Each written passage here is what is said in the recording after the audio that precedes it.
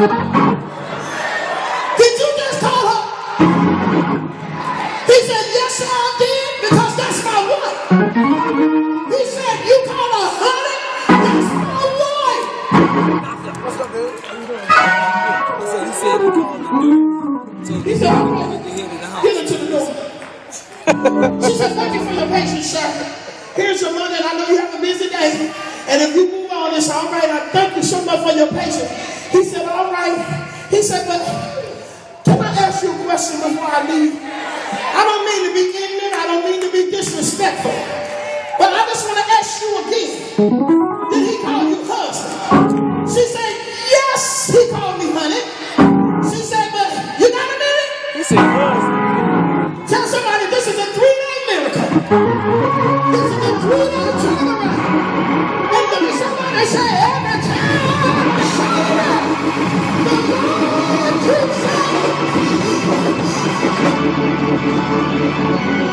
keeps on blessing me. Every time I turn around, he keeps saying, so she said, yes, sir. That is my husband. She said, if you got a minute, she said, let me explain to you what happened. She said, three days ago, after I talked to you, we were on our way to the special physician. And this physician that I was going to was supposed to be the best in the city. I know I didn't have much money. I was just going to bargain with him and tell him, I'm going to give you all I have, but if I can get on payments on the balance. She said, but on the way, the traffic was so bad because there was a stranger in the city. I said the traffic was real bad. And as we inched our way through the traffic, and we kept moving from bumper to bumper, from car to car, seemed like we were going to be late for our appointment. But she said, as I was on the way, in the midst of us inching our way, they had nerve enough to stop the traffic right where I was sitting. And she said there was a vein of people going by. And you know, Jesus didn't go nowhere without somebody following him. She was glad. He had some witnesses everywhere he goes. It's good to have somebody that knows that they know that they know. I did know. She said we got on our way. And they said, hold it right there. We got somebody special coming across if you can just hold it. She said, on our way. On our way. She said, I thought I was going to be late for my appointment. Not only was I running late for the appointment, she said, but little did I know it was going to be canceled. Canceled without charge. Canceled without denial. Canceled without leaving a miracle. So she said, listen, when I was on my way, she said there was a man, they called him Jesus. He said the name of Jesus. She said they said a man named Jesus. What's his name? What's his name?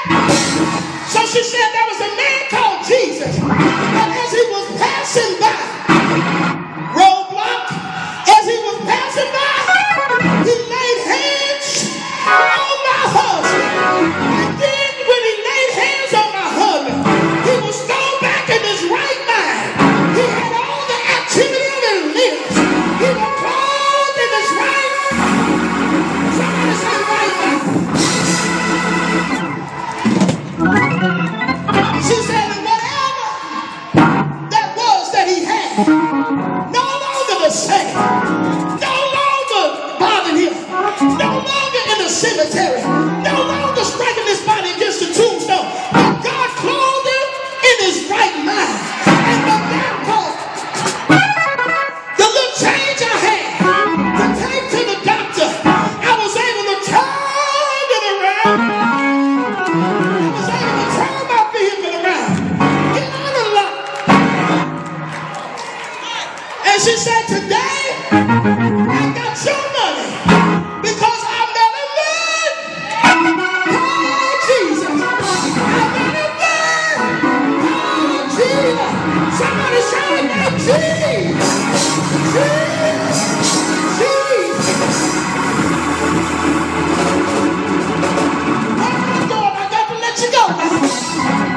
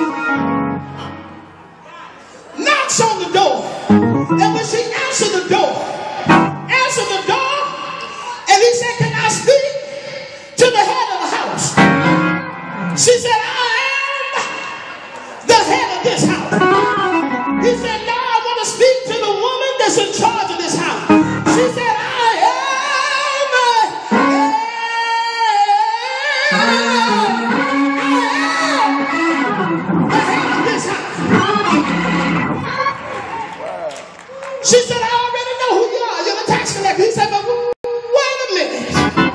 Wait 1 minute. He said, the other day when I came, it was another lady.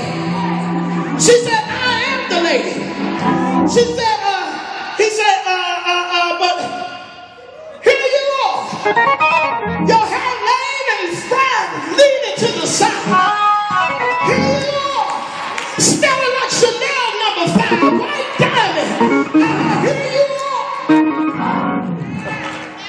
With your nice silk dress on. Here you are. And his manhood stood up looking like a coma.